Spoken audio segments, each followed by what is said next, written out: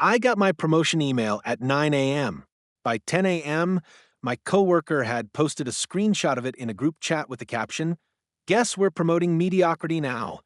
So I pulled the chat logs, including the one where he called our black colleague a quota fill. I sent it straight to the DI director. Now he's scrubbing his LinkedIn clean. Too late. I got promoted on a Monday. It was 9:02 a.m. when the email came in from our VP. I stared at it for a few seconds without moving. I don't know why, but I kept reading it over and over again.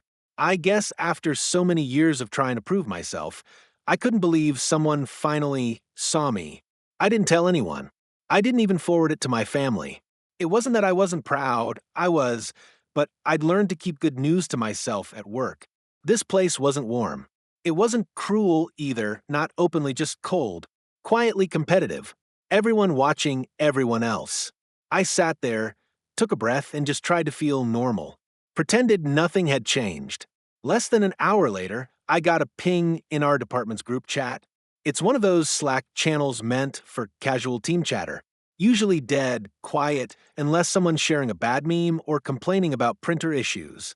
This time it was Dan. He'd posted a full screenshot of my promotion email, header and all, into the group chat. No context, just the image and a single line. "Guess we're promoting mediocrity now." That was it. The room, or the virtual room, I guess, went dead quiet. One person reacted with the shocked face emoji. Another one did the thumbs down. No one said anything else. Not even to defend me. Just silence. I stared at the message for a long time. I didn't reply. I didn't ask how he even got that email. I already knew. Dan has always hated me. Not in an obvious way. We've never fought. He's never directly insulted me to my face. But the tension has always been there, right under the surface. I joined the company 4 years ago. He'd already been there too. I was quiet, did my work, and kept my head down. I didn't play politics. Dan did. He was loud in meetings, always had opinions, always adding value, even when he had nothing to say. He got along with the right people. He made sure everyone saw him stay late. But his numbers weren't great. Not bad, just average, and over time, people stopped taking his input seriously. They smiled, nodded, and moved on. Meanwhile, I just kept working. I started landing the tougher clients. I fixed the broken reports that others gave up on. I trained the new analysts, even though it wasn't in my job description, and I did it all without needing attention. I guess that's what made Dan bitter, that I didn't chase status and still got it. The thing is, Dan had always thought of himself as the next in line. He said it once during a team lunch, half joking. When they finally promote someone, I hope they remember who's been carrying the load. No one laughed. He made other comments too. Quiet ones. Some people just know how to play the game. Or, "You gotta be loud to get noticed around here, unless you check a few boxes." Comments like that. Always vague. Always pointed. After that Slack message, I felt something shift. It wasn't embarrassment. It wasn't anger. It was colder than that. Because Dan didn't just insult me, he did it publicly. He wanted people to see it. He wanted to humiliate me in front of the team. And I knew if I let it go, he'd feel bigger. He'd win. But I also knew something else. Dan didn't know I had access to internal message archives. It's part of a quiet data compliance task I'd been assigned to a year ago. Nothing secret, just under the radar. It wasn't spying. It was my job. And because of that job, I could see any message sent in channels tied to official workspaces, even ones that had been deleted, even ones he thought were private. I wasn't planning to use that access. I'd never used it for anything personal before.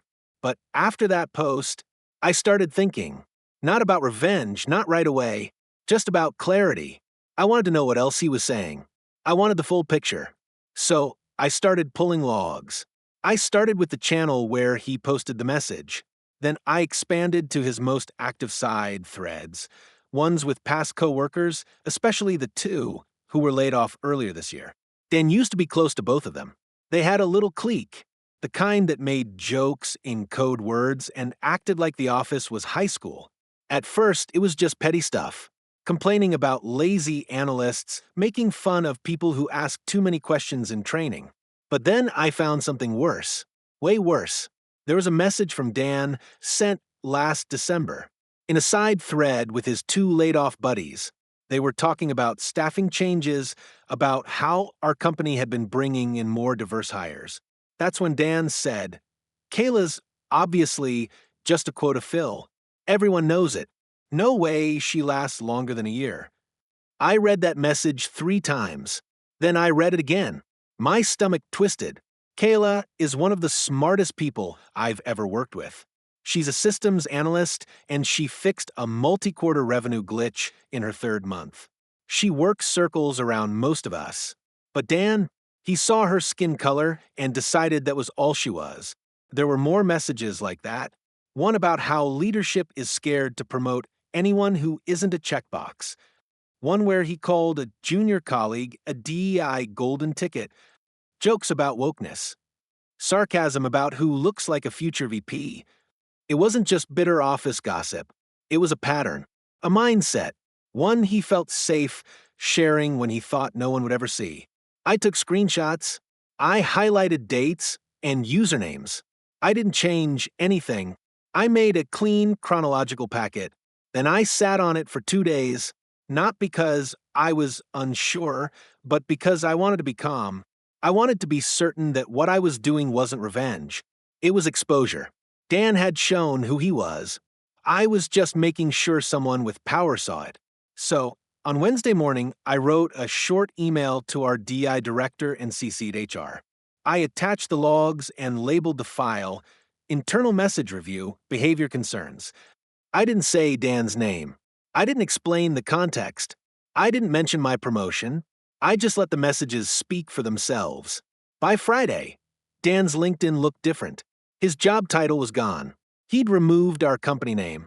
He started reposting generic motivational quotes and transitioning with grace articles. By Monday, his desk was empty. No email. No notice. No one said his name. He just vanished. I haven't spoken to anyone about what I did. Not even Kayla. She still comes in early. Still outperforms all of us. She doesn't know the things Dan said about her. I don't think she ever needs to. I don't feel proud of what I did, but I do feel clean. Like I did something that should have been done a long time ago. I thought it was over. After Dan cleared his desk, the air in the office felt different. Lighter at first. No one said anything, but people noticed. That's how things go in places like ours. Silence does most of the talking. A few people messaged me privately. Just little things. Congrats again. Ignore the noise. You earned it. I appreciated it, but I didn't reply to most of them. I wasn't in the mood to be comforted. Kayla never said anything either. I watched her from across the floor the next few days, wondering if she sent something. She didn't seem shaken or off balance. She just kept working, same as always. I almost let myself believe she'd never find out. But the fallout didn't stop with Dan disappearing. By Thursday, whispers started moving around the floor. HR was quietly reviewing communication logs. One guy from marketing was put on sudden leave. Another woman from sales posted on LinkedIn about a toxic male culture finally being addressed. I realized then, Dan wasn't the only one. The group chat he used to talk trash in, it had more members than I thought. Some still worked here. One morning I saw someone from IT, Carl, get pulled into a closed-door meeting. He came out pale. I remembered his name from one of the side threads. He hadn't said anything racist, but he laughed at everything Dan wrote. Reacted with the laugh emoji, added his own jokes, encouraged it.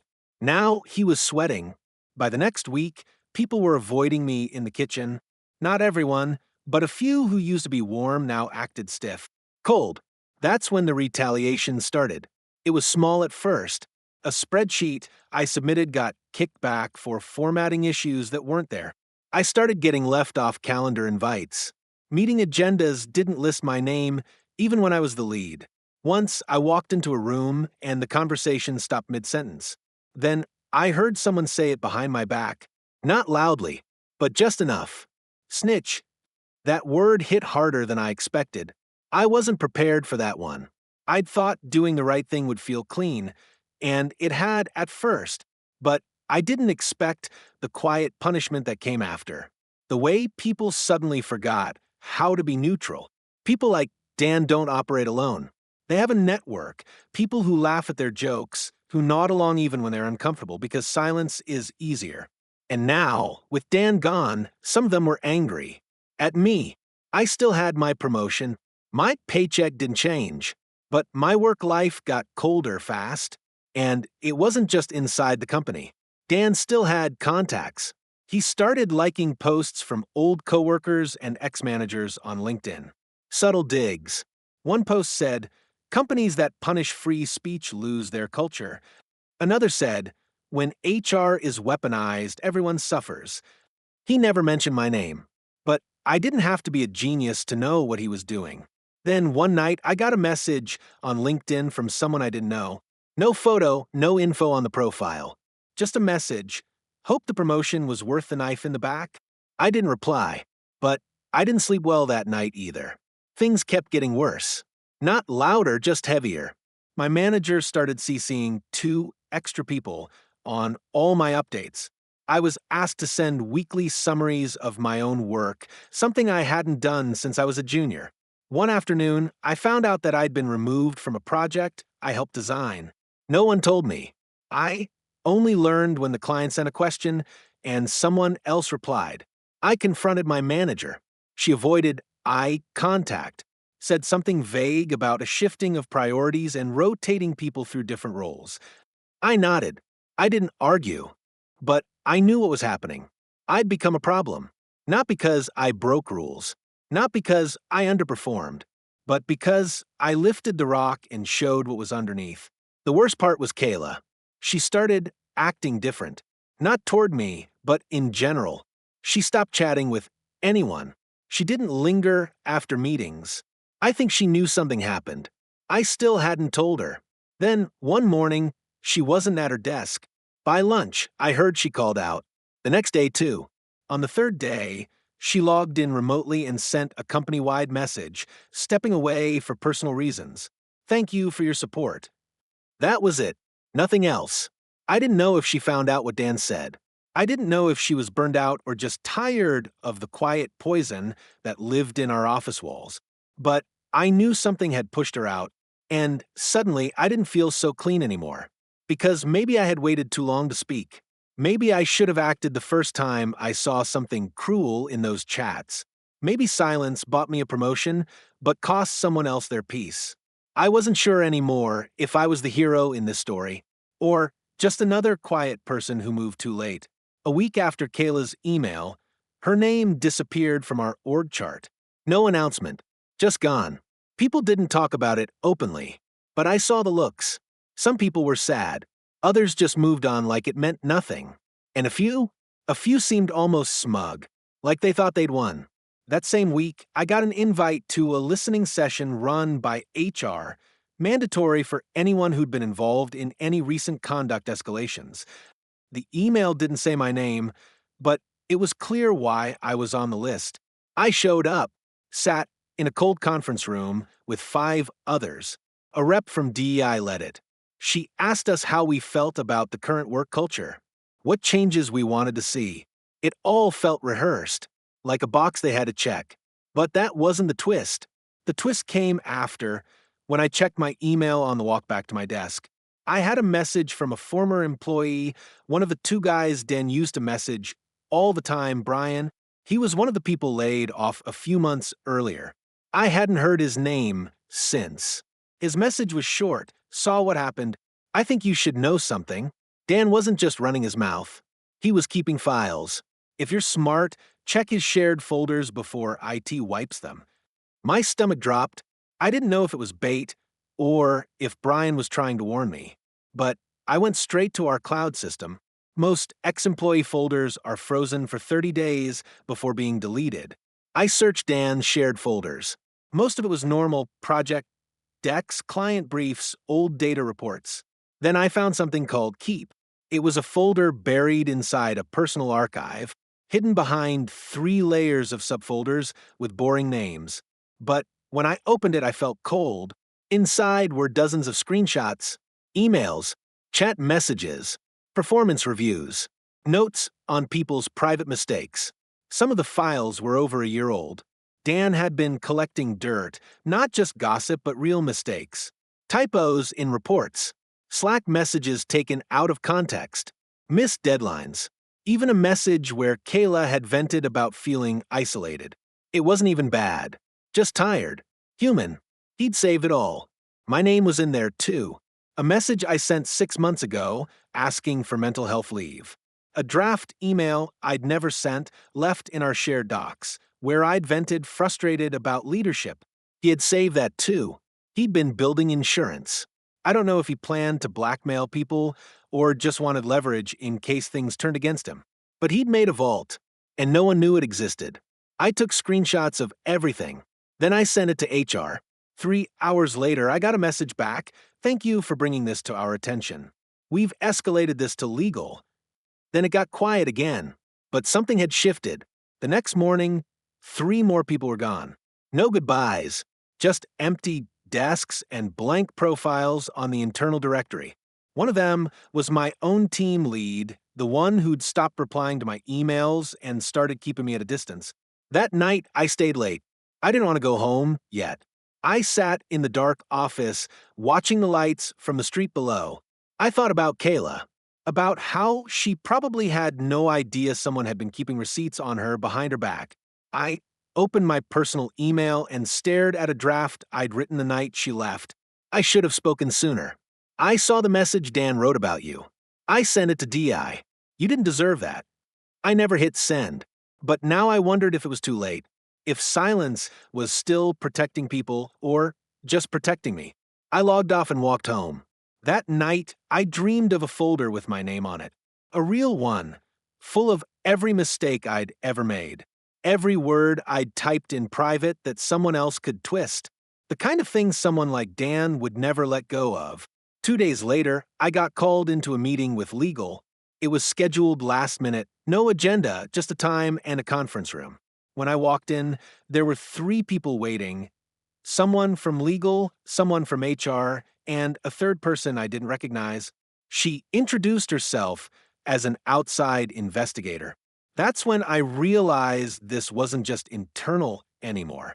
They didn't accuse me of anything, but they did ask a lot of careful questions about when I discovered the folder, how I accessed it, who else might have seen it. I answered everything clearly. I didn't lie. I told them I'd only gone into Dan's files after the tip from Brian. I told them I'd downloaded nothing, only reported what I saw. They nodded, took notes, stayed calm. But something in their tone had shifted, like they weren't sure if I was a whistleblower or a liability. After that meeting, I wasn't invited to any more projects. None. For 2 weeks, I came in, sat at my desk, and had nothing to do. Not even grunt work. It felt like I was being watched, or worse, like I was being waited out. Like they were hoping I'd take the hint and leave. And then, just when things felt like they couldn't get any worse, I got an email from Kayla. I hadn't heard from her since she left. She wrote, I heard about what you did. I know it was you who reported Dan. I also know you had access for months and didn't say anything until it hurt you. I'm not angry, but I'm tired. I've been tired for a long time. This place doesn't break in obvious ways. It just wears you down. You tried. Just too late. I read it 4 times. I wanted to reply. I typed a dozen drafts, but nothing I wrote made it better. She was right. I did wait too long. I'd seen the messages before. Not all of them, not the worst ones, but enough to know the culture was rotten in places. I didn't speak up. I told myself it wasn't my job. I told myself I needed the promotion, that I had to protect myself. And I got what I wanted. But it cost her more than I'll ever know. That weekend, I got another LinkedIn message. This time, it was from someone I used to trust, Nate, another analyst who'd been friendly since my first year. He wrote, off the record, you should know people are calling you a risk. Leadership's nervous. Word is they're restructuring. Anyone who's been in the middle of this mess might be on the list. I thanked him. That was all I said. But inside, I felt hollow. I had done everything by the book. I hadn't broken any rules. I hadn't exposed anything private without reason. But now I was being grouped in with the fallout, not as a problem solver, but as a threat. Dan was gone. His little network had started to crumble. But the damage he left behind still lingered, and now it was sticking to me. Later that night, I got another message. Not from an employee, from a recruiter. Saw the recent changes at your company. Let me know if you're open to exploring a move. I stared at that message for a long time. It was the first time in weeks someone spoke to me without suspicion or fear. Just curiosity, professional interest, and it hit me hard. Maybe the only way to fix what happened wasn't to stay and keep trying. Maybe he needed to leave too. But not yet. Not until I did one last thing. I didn't reply to the recruiter right away. I wasn't done. The place had gone quiet again, but it wasn't peace, just tension with the volume turned down. They were planning something. I could feel it in how legal moved slower, how HR didn't answer emails unless someone else was copied, how the new projects kept launching without me, even though I was still technically on the team. They wanted me out, but clean, no drama, no lawsuit, just enough pressure that I'd walk away on my own. So I gave them what they wanted, but not before setting things straight. I started going through the files Dan had saved, not to use them, not like he did, but to understand how deep it all went. I made a timeline. I tracked who responded to what, who stayed quiet, who laughed, who piled on. I wasn't trying to ruin anyone. I just wanted to be honest about what this place had really been, about what they'd let fester. Then I pulled my own records, emails, Slack messages, project wins, the quiet extra work no one gave me credit for. All of it. I made a personal folder titled Context. Inside it, I included the timeline of Dan's messages, a list of project contributions I'd made that were later erased or assigned to others, a copy of the message Kayla had sent me, a final statement I wrote in plain language explaining what I saw, what I didn't act on, and what I finally did. I didn't make myself look innocent. I told the truth. I saw early signs. I didn't speak up. I was afraid of losing what I hadn't even earned yet. I waited until it was personal. That was my failure. I know that now. Then I dropped the folder into our internal feedback system, the one that HR claims is anonymous, but we all know it's not. I signed my name at the end of the statement. Then I logged out. I didn't send a goodbye email. I didn't clear my desk right away. I just sent a short note to my manager. This is my formal resignation. Effective 2 weeks from today. She never responded. During those 2 weeks, I did my job exactly by the book. I didn't stay late. I didn't volunteer for anything. I didn't reply to office small talk. No one asked me why I was leaving. They all knew. But that wasn't the end. 3 weeks after I left, Kayla messaged me again. I got your file. Someone from DEI forwarded it. They're reopening the internal investigation. Your statement helped. Thank you. I didn't know what to say back. I just told her the truth. I should have done more. I should have done it sooner. She replied, "You still did it. That counts." A month later, I saw the press release. Not a big one, just a short article buried in the HR trades. Company implements new oversight after workplace culture review. I recognized the names of 2 execs who were suddenly transitioning into new opportunities. Both had been on the email chains where Dan made his worst comments. Later that week, the DEI director posted publicly about a new zero-tolerance harassment policy, one that included an anonymous reporting tool run by an outside firm. A real one. And Dan, he reappeared, not at a competitor, at a startup no one had heard of. His job title was vague. Operations strategy. His posts were desperate. Too many hashtags. Too many likes from bots. I clicked once, then never again. I work somewhere else now. Smaller team. Quieter culture. But different in the best way. They care. They listen. And on my first week, my new manager pulled me aside and said, "We value people who speak up." I just nodded. Didn't say anything. Because I still carry all of it. The guilt. The silence. the anger. But I also carry something else now. Clarity. Dan thought I was mediocre, but I outlasted him, outworked him, exposed him, and then I left him behind with nothing but a wiped LinkedIn and a reputation no one wants near their brand. He lost everything he tried to protect, and I lost my fear.